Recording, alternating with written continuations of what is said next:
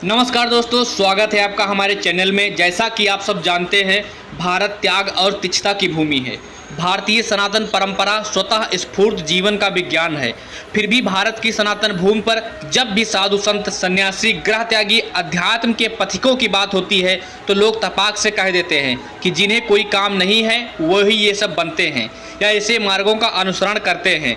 तो आज फिर से आपसे निवेदन है कि हो आइए कुंभ। आपकी कई पूर्वाग्रह भी वहीं गंगा मैया में डुबकी के साथ धुल जाएंगे। गर्मुक्त हो गए अपनी जड़ता से तो कुंभ आपको ऐसे साधकों से भी मिलवाएगा जिन्होंने चरम भौतिकता का आस्वाद लेने के बाद उसकी निरर्थकता को समझ सत्य की खोज एवं जीवन के रहस्यों की तलाश व उससे परिचित होने के लिए जंगलों पर्वतों की खाक छान रहे हैं या निर्जन से निर्जन जगहों पर भी धुन रमाए बैठे हैं। मेरी नज़र में कुंभ मानव सभ्यता का एक जीवंत दस्तावेज है। जिसे जीवन को समझना हो तो कहीं और भटकने के बजाय कुंभ देख आए। वहाँ जानने, समझने और महसूस करने के लिए बहुत कुछ है। वैसे आपकी जानकारी के लिए बता दूं कि कुंभ की जान अखाड़े हैं और अखाड़े नागा साधुओं से चलते हैं। अखाड़ों का अपना एक पूरा तंत्र है।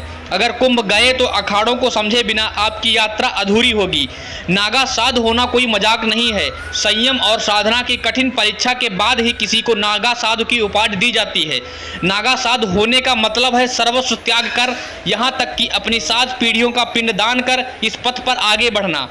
चलिए आज आपको विस्तार से बताते हैं कि अखाड़ों में शामिल नागा साधु क्या क्या है, उनकी एजुकेशनल बैकग्राउंड क्या है, क्या वो जीवन से उबे हुए हैं या आनंद से सराबोर।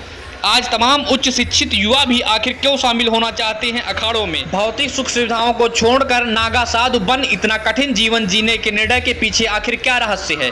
सबसे पहले नागा साधुओं की परंपरा की बात करें तो ये हजारों साल पुरानी है। कई प्राचीन वैदिक ग्रंथों में भी दिगंबर नागा साधुओं के संदर्भ मिलते हैं। हिंदू धार्मिक परंपराओं के अध्येता हरिद्वार के लेखक विष्णुदत्त राकेश के अनुसार नागा साधुओं को पहली बार 8वीं शताब्दी में आदि शंकराचार्य द्वारा सनातन धर्म की रक्षा और आध्यात्मिक उन्नति के लिए समूहों में संगठित किया गया था। आदि शंकराचार्य ने ही 10 नामी सन्यासी परंपरा की स्थापना की थी। इसमें उस वक्त 7 अखाड़े शामिल थे। अखाड़ा निरंजनी, जूना, महानिर्वाणी, अटल, अग्नि, आनंद और आवाहन। वर्तमान में कुल 13 प्रमुख अखाड़े हैं जिनमें से 7 की स्थापना खुद शंकराचार्य ने की थी।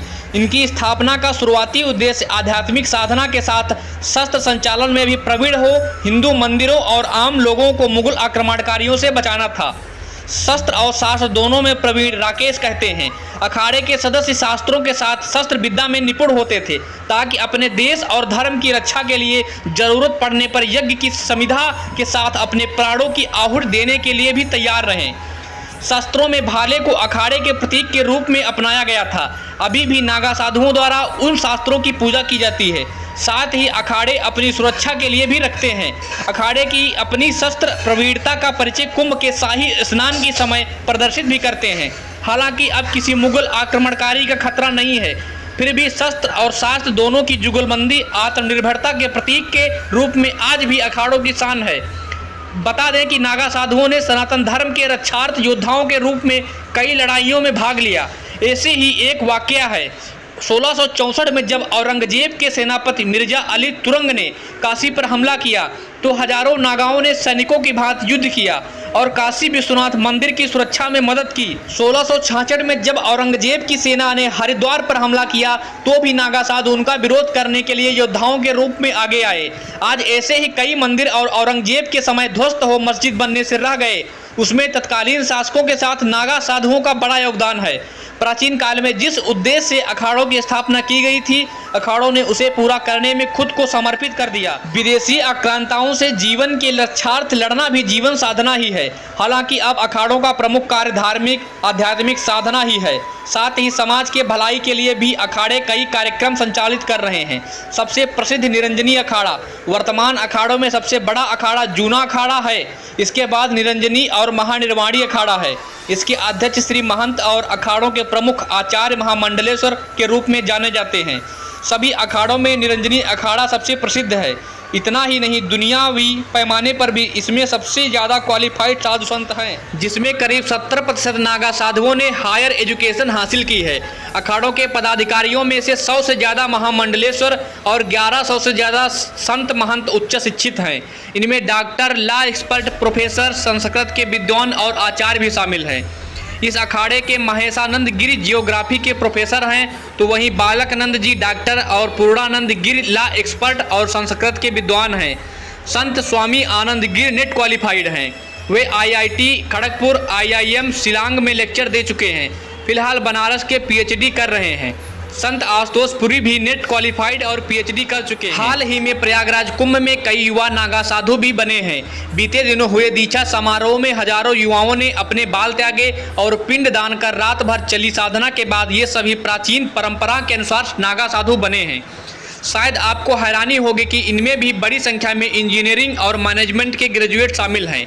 नागा साधु बनने आए 27 वर्षीय रजत कुमार राय का कहना था, उन्होंने कच्छ से मरीन इंजीनियरिंग में डिप्लोमा हासिल किया है। नागा साधु बने 29 वर्षीय शंभुगिरी यूक्रेन से मैनेजमेंट ग्रेजुएट हैं। 18 वर्षीय घनश्याम गिरी उज्जैन से 12वीं बोर्ड के टॉपर हैं। घनश्याम गिरी का कहना है कि उसे बोर्ड की परीक्षाएं पास करने के बाद अपने उद्देश्य का एहसास हुआ। उस वक्त उसकी उम्र 16 साल थी जब वह अपने गुरु महंत जयराम गिरी के आश्रम गया। उसका कहना है कि वह अपने गुरु की कृपा के कारण 2 साल बाद नागा बनने के लिए दीक्षा लेने कुंभ समारोह में आया है। नागा सन्यासी बनने के लिए कोई भेदभाव या बंधन नहीं है। जब उनसे पूछा गया कि नागा बनने के लिए बैकग्राउंड कैसा होना चाहिए, तो उन्होंने कहा कि जाति, धर्म, रंग चाहे जो हो, लेकिन जो व्यक्ति वैराग्य की तीव्र इच्छा रखता है वह नागा साधु बनने के योग्य है। कई मुस्लिम, ईसाई और बाकी धर्मों के लोग भी नागा सन्यासी के रूप में स्वीकार किए गए हैं। इनमें वो लोग भी शामिल हैं जो पहले डॉक्टर और इंजीनियर रह चुके हैं। अखाड़ों में भी कोतवाल होते हैं जिनकी जिम्मेदारी अखाड़े की देखभाल के साथ नागा सन्यासियों की पहचान करना होता है। निरंजनी अखाड़े के कोतवाल ने बताया कि एक बार जब सन्यासी अखाड़े का हिस्सा बन जाते हैं तो रास्ता बेहद कठिन हो जाता है। कुछ सालों तक उम्मीदवारों की जाँच की जाती है कि वह अपनी इच्छा से सन्यासी बन यहाँ रह रहे हैं या फिर किसी संकट से बचने के लिए यहाँ आए हैं। जब वह सभी परीक्षाएं पास कर लेते हैं और हमें संतुष्ट कर देते हैं, तभी वह असली नागा सन्यासी ठहराए जाते हैं। अखाड़ा परिषद के अध्यक्ष नरेंद्र गिरी कहते हैं कि निरंजनी अखाड़ा प्रयागराज, हरिद्वार में 5 स्कूल कॉलेज संचालित कर रहा है। हरिद्वार में एक संस्कृत कॉलेज भी है। इनका मैनेजमेंट और व्यवस्थाएं स्वेच्छता से संत संभालते हैं। यहाँ पर छात्रों की पढ़ाई के साथ उनके संपूर्ण व्यक्तित्व विकास पर भी ध्यान दिया जाता है। वैरागी जीवन जीते हुए वितरागी हो जाने की यात्रा है सन्यासी होना। अंततः नागा सन्यासियों के जीवन का प्रमुख उद्देश्य और अंतिम लक्ष्य धार्मिक, आध्यात्मिक साधना सिद्धि से जीवन के अनुभवों को सघन करते हुए उसके पार निकल जाना है। बाहरी प्रलोभनों से खुद को काटकर अस्तित्व की गहराई को समझना ही उनका एकमात्र साध्य रह जाता है। बाकी भौतिक सुविधाएं मात्र जीवन संचालन के लिए युक्त साधन हैं। हमारा चैनल ऐसे ही महान साधुओं को प्रणाम करता है। मिलते हैं अगले वीडियो में फिर किसी रोचक, रहस्यमयी, ज्ञानवर्धक जानकारी के साथ। धन्यवाद।